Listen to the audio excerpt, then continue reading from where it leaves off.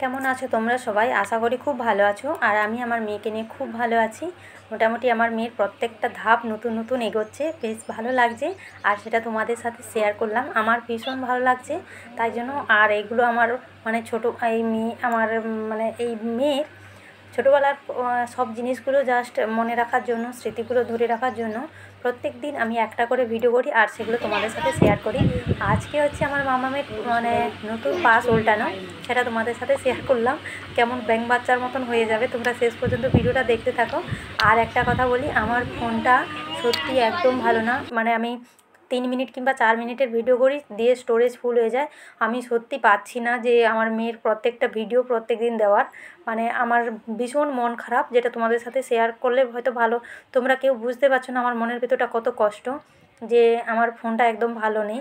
যেটা আমার মেয়ের প্রত্যেকটা মুহূর্তর মানে সব কিছুটা স্মৃতি ধরে রাখার জন্য, পরে যেগুলো দেখলে খুব ভালো লাগবে। তো যাই হোক, পাচ্ছি না, যতটা পারি আমি আমার আমার ভিডিও মানে এগুলো মানে তুলে ধরে রাখার জন্য। তো যাই হোক, আমার মেয়ের ভিডিওটা তোমরা দেখতে থাকো। দেখো কত শত চেষ্টা চলছে তার মধ্যে, যে পাশ উল্টাবে, কতবার পাশ উল্টায় আর কতবার সোজা হয়ে যায়। এটা আমার মেয়ের প্রথম এই পাশ উল্টানো। প্রত্যেক দিন ভাবতাম, মার সঙ্গে আলোচনা করতাম যে আমার মেয়ে এখনও পাশ উল্টাতে পারলো না। ওর বয়স 3 মাস।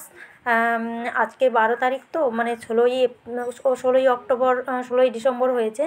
আর আজকে এপ্রিলের 12 তারিখ।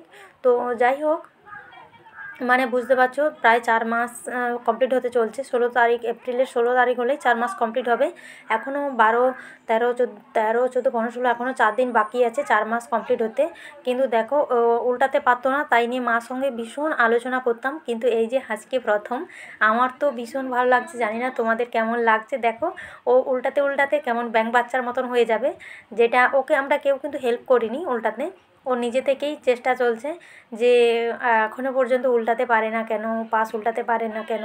তো যাই হোক, তোমাদের সামনে আর একটা জিনিস শেয়ার করি। এইটা জিনিস দেখতে দেখতে তোমরা যারা কেউ যদি আমার ভিডিওটা দেখে থাকো, তো একটা কথা বলো তো। আমি এর আগে মানে এর আগের ভিডিওতেও বলেছিলাম, ওই দেখো উল্টে গেছে, যে একা একা হয়ে যাচ্ছে কেমন।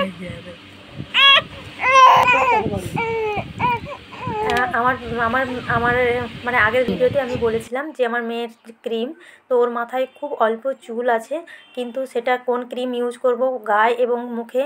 তো যাই হোক, তোমরা একটু কমেন্ট করে বলো তো কোন ব্র্যান্ডের কোন ক্রিম ইউজ করব। তো যাই হোক, কতটা ভালো লাগলো জানি না।